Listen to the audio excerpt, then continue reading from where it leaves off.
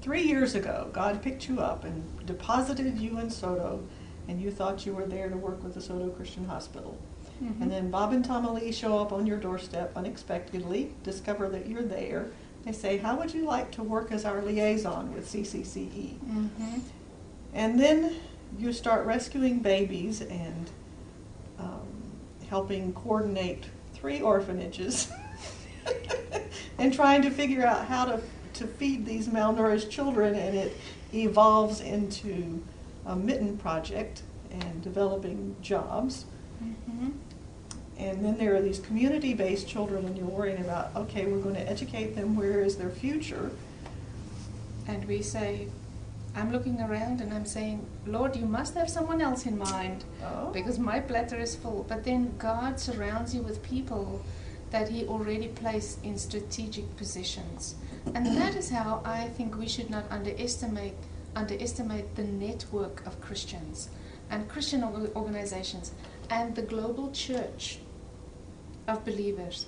I am very much against denominational differences, and I think it's much more powerful when we look at the church body as believers and we join hands and we say, how is Africa affecting us? And what does God call us into the nations to do? And that goes for every continent. Africa happened to be the continent of my passion because I came from it. But that goes for Russia, it goes for China, it goes for South America. So what else in the course of going out to rescue these children? You showed us a picture where you were in a group of people helping them dig a latrine and teaching them about washing their hands once a day. This is all just kind of peripatetic as I go along. I teach.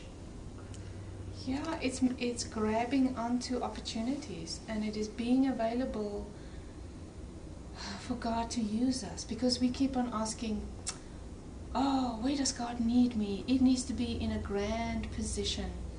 No, it doesn't. The rural people that live in communities where we have not really spent time in or invested in are dying because we are not teaching them, or they don't know about the power of clean hands.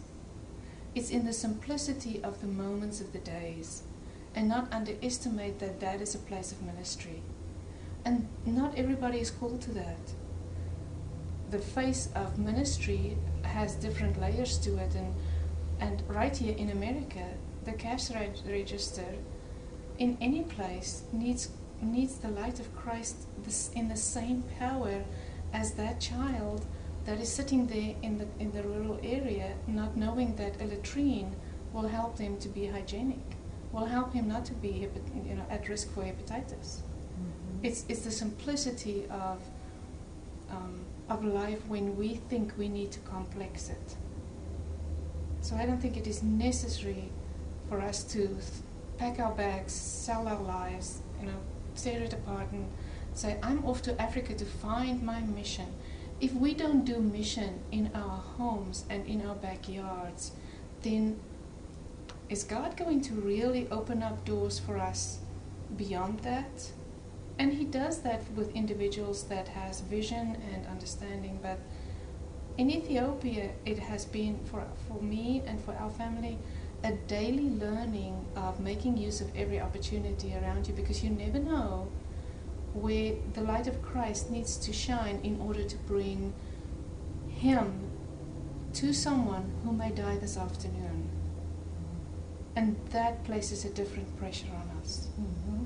But it also brings us to a place of freedom, because we cannot live out of works alone.